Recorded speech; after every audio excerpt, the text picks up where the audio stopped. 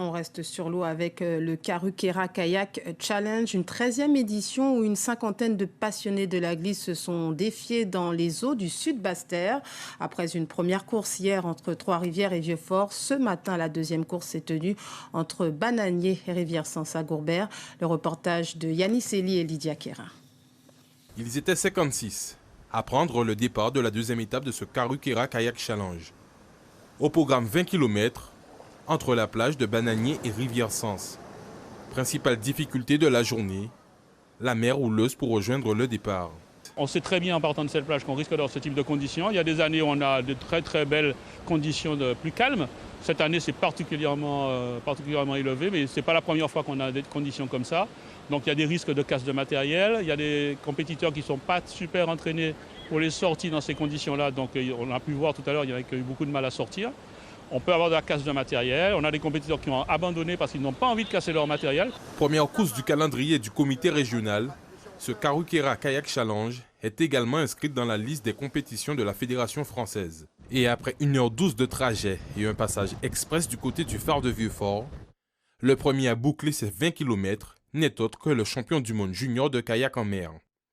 Actuellement en stage pour 4 semaines en Guadeloupe, il profite de l'occasion pour poursuivre sa préparation dans des conditions qu'il juge idéales. Il faisait beau, il faisait chaud, ça glissait bien, ça surfait bien et ouais, c'était parfait. Un parcours idéal. Un parcours différent parce qu'il y a une partie où ça surfe pendant environ 14 km.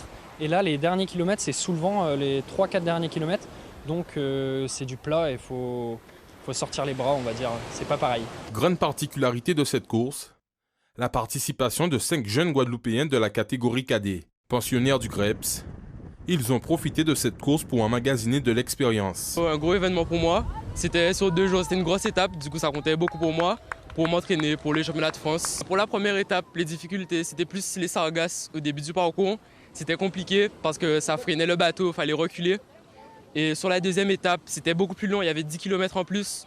Du coup, il fallait gérer les fonds et surtout sur la fin, le plat, il fallait savoir rester constant et bien appuyer sur tous les 4 km de plat.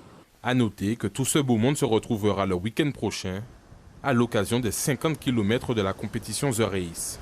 De passionnés de la glisse se sont donné rendez-vous également ce week-end pour la 13e édition du Karukera Kayak Challenge.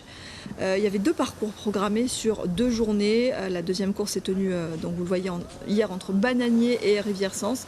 C'est la première course du calendrier régional. Il y avait de la vague et du vent, de grosses conditions, donc pas forcément évident.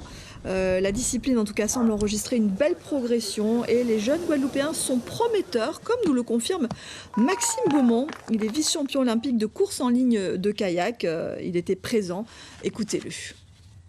Sur le niveau local, c'est en train de grandir, c'est en train de se développer, que ce soit en mer mais aussi en course en ligne. Là je vais parler plutôt pour ma spécialité. En course en ligne, on voit des athlètes arriver, des jeunes athlètes qui s'installent dans les top 5 français. Et ça, on ne le voyait pas avant. Donc on voit qu'il y a un gros travail derrière. Et là, pour avoir participé à un entraînement avec l'entraîneur cette semaine, il y a du potentiel. Et en plus, c'est des jeunes, ils sont plutôt cadets. Donc il y a du gros potentiel pour l'avenir. Et ça ne m'étonnerait pas que d'ici 4 ou 8 ans, on voit un Guadeloupéen en équipe de France de kayak.